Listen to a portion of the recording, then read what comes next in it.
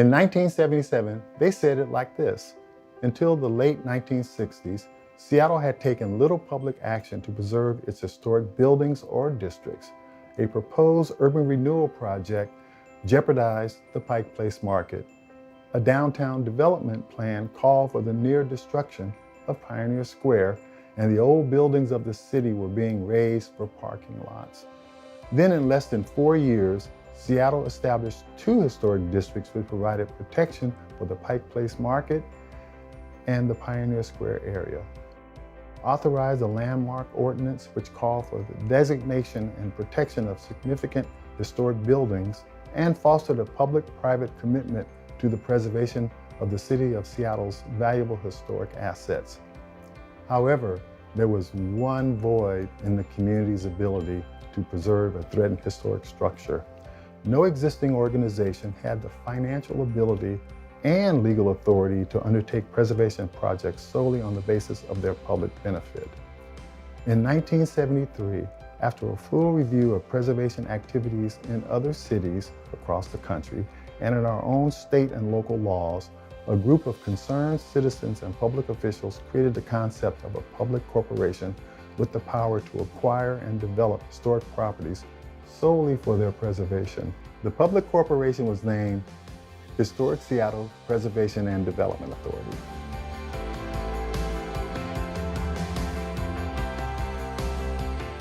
I came here to go to graduate school, and then I heard that there might be a job opening in the mayor's office for people who graduated from the graduate school at the University of Washington. So I enrolled in the graduate school at the University of Washington, and the wheels of government turned so slowly that this job that I had heard about over a year ago was still open, and they hired me for it.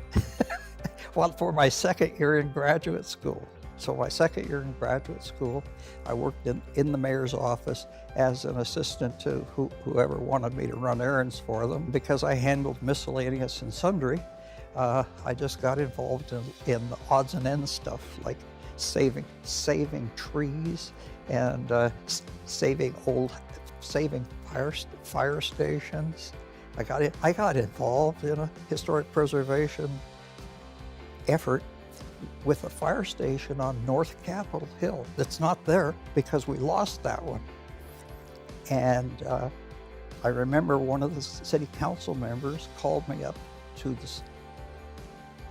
the podium and said, "Mr. Elliott, I'm directing you to never bring to us another demolition plan for a fire station." I mean, I don't know what the hell that means. Anyway, we never did. There were 2 or 3 of us in the mayor's office who liked old buildings, and we would convince the mayor to support us in our efforts. We were called the Office of Policy Planning. And I remember with the city, the federal government budgeted but didn't allocate 1 year of block grant money. So the city had, in those days, a big pile of money coming in, and the Office of Policy Planning's job was to decide where it should go. And we did it. The city council put in money for historic preservation. Wouldn't you know it, a year or so later, I'm offered the job to take charge of that money. I walked out of City Hall with a check for $600,000. And I didn't know what else to do with it, so I went down to the local bank and deposited it to get it invested in CDs, because CD rates in those days were high enough it was covering our overhead. And then I had this vision, because I know the discussions that the people who dreamed up the organization had in mind. Jerry Lux was part of that, a very important part of it.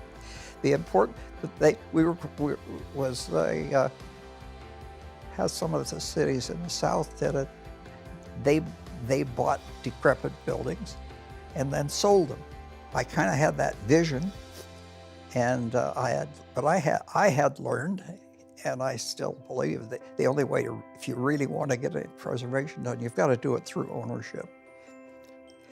Because Because if the marketplace were gonna solve the problems, we wouldn't have problems with historic buildings. You have to do something to break what was happening to cause that building to be endangered. And I considered us to be the endangered building people. You have to do something to break what was happening to cause that building to be endangered. And I considered us to be the endangered building people. November 1977, from the desk of Catherine M. Bullitt, Chair, Historic Seattle Council. Dear Mayor Ullman, Seattle City Council members, and constituents of Historic Seattle. When Historic Seattle was established, an entity was created that was unique in this nation. It has been a challenge to see how this new organization would and could perform. In 3 years, we've undertaken a diverse range of projects, developed innovative restoration techniques, and established a sound basis for future preservation activities. Have we justified the confidence placed with us by the City of Seattle? I ask that you be the judge. We have inventoried all of our older residential neighborhoods and recorded the buildings, structures, and urban design elements, which are historically and culturally significant. There is no parking lot at 6th and Main, but rather the old Main Street School building is being gradually rehabilitated by a new owner. There is no high-rise on the corner of Minor and Seneca, for the C.D. Stimpson Joshua Green House has been preserved and protected under historic Seattle covenants. The home of the Good Shepherd has not been demolished for a shopping center, but instead is the focus of a growing community and cultural center. The Ballard Firehouse, a blighting influence to the city and its neighborhood since it was declared surplus, is on its way to becoming a restaurant. We plan to recycle a second firehouse on Capitol Hill in a similar manner. 2 pioneer houses scheduled for demolition in the International District have been moved to Ballard, rehabilitated, and rented. A small working man's home in a row of Victorian houses along 23rd Avenue has been saved from demolition. 2 neighboring houses have been purchased, a facade easement obtained on a 4th, and all of the houses will be restored through a coordinated plan. These are some of our achievements. Now we embark on a new phase with improved skills. This building was built in Pioneer Square in 1889. Its residents played a critical role in Seattle's early industrial growth. Shipyards, railroads, the timber industry, and the Klondike Gold Rush attracted thousands of workers and prospectors to the city. The hotel provided inexpensive rooms within walking distance of the industrial jobs and major rail and shipping lines along Elliott Bay.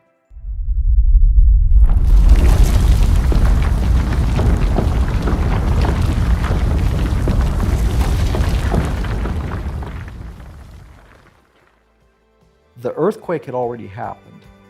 So the first time I saw the Cadillac was when it was all trussed up with the external steel bracing to keep it from, more of it from falling into the street. It is probably the building in the worst shape that I've ever seen brought back to life. That is for sure. It was like Humpty Dumpty. You know, it was a mess, and people thought it should just be knocked down, and that there was no way to put it back together again. And gradually, after spending time in the building and figuring things out and coming up with a plan and putting together cost estimates, it's like, yeah, we can do this. We can put this back together.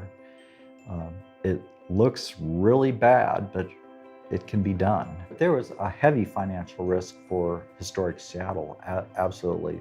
They used the mansion here, the Dearborn House, as collateral, that they were also just completely strung out on putting together the financing and such, and also it had to meet Secretary of Interior standards. So there was a whole slew of rules that had to be followed to be sure that they would not be, designed historic or denied historic tax credits, which also figured prominently in this restoration. Right after the earthquake, previous owner actually attempted to demolish it, or took a swipe at the corner, and before the city stopped him. The previous owner hauled a bunch of all the brick, debris, and rubble down to this empty lot below the Ballard Bridge and dumped all the brick. It was just basically this kind of dump site for multiple buildings that had from the Nisqually earthquake, and it's like, well, those two piles of brick definitely belong to the Cadillac, and we brought them back to the job site. We used up all the brick that we could find, all the salvaged brick, and we still didn't have enough. And so Andy Phillips, with the architect, he was looking all over the place, mutual materials for some brick that would be reasonably close. And ultimately, we found the best matching brick came from Home Depot. It was their Home Depot paver brick. That was the historical source for our brick shortage. It passed Secretary of Interior standards. They were just looking for a good match.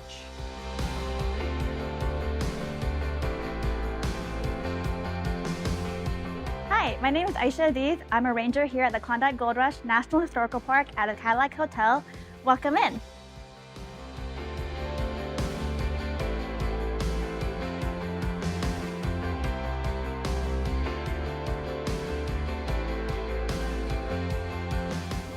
I just want to tell people about the advocacy that Historic Seattle has done in the past and continues to do.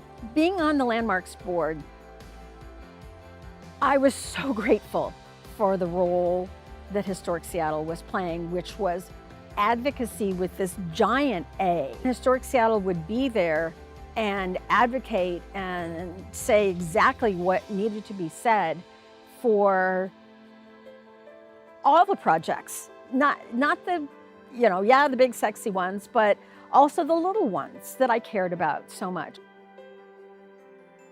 And so I appreciated Historic Seattle's presence, that they paid their staff to go and be present and public at these meetings and convince the board. I gotta say that a lot of times the Landmarks Board was very easily convinced by the attorneys, who would, say, well, this doesn't meet those criteria, or they blast holes in eligibility or something, whatever they could, because the attorneys were paid to kill the project, to kill the Landmarks nomination. I get that. Historic Seattle was there to refute them, and I appreciated that so much. And it's advocacy that's in the brick and mortar, in the structures that it owns and that it supports, and then it's also in the programs that it puts on to educate people. It's also in the showing up to say, this building matters, this place matters. It's all of that to let people know where their heart and their soul of Seattle comes from. I think of the Stone Cottage. I swear that if Historic Seattle hadn't helped us along and given us ideas and given us that, oh, you can do this, and given us the tools, not only just the tools, but also the publicity, the free publicity for saying, hey, look at what these people did, this funky old building, they moved it.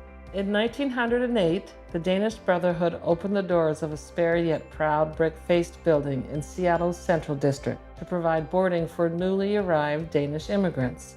They also declared the building a dance hall and performing arts venue for the whole community.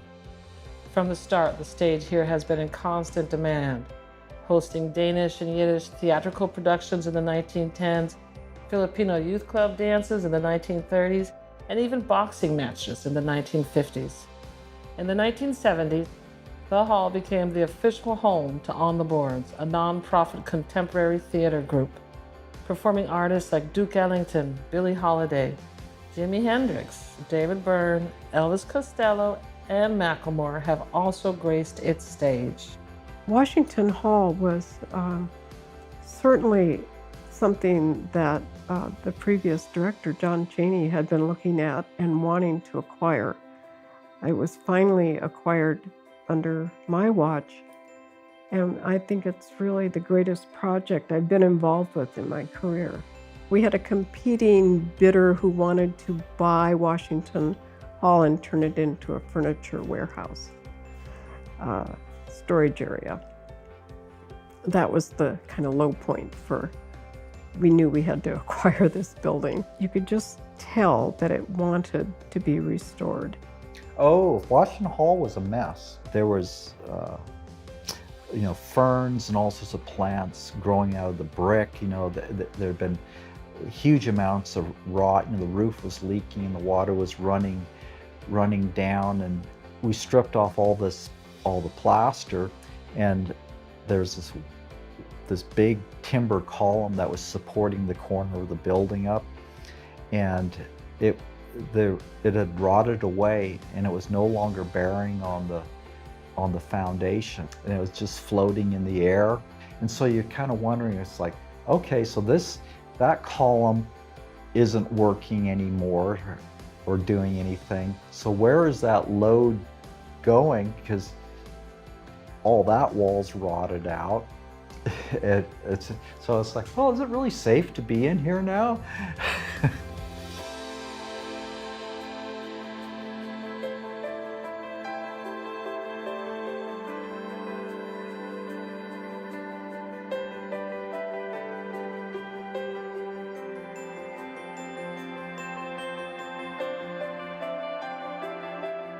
The other exciting piece of it was not just restoring the building, but bringing it back as the heart of the community and working with these great anchor groups who are still there today. It's not just the buildings, it's the uses of the buildings, the people in the buildings that make it exciting and live and worthwhile.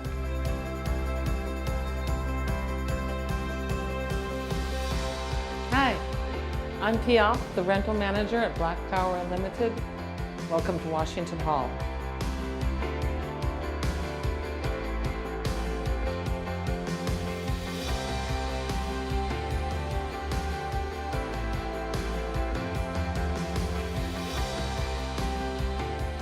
People are drawn to authentic places and experiences, and those experiences are best held in a historic place, be it modern or older.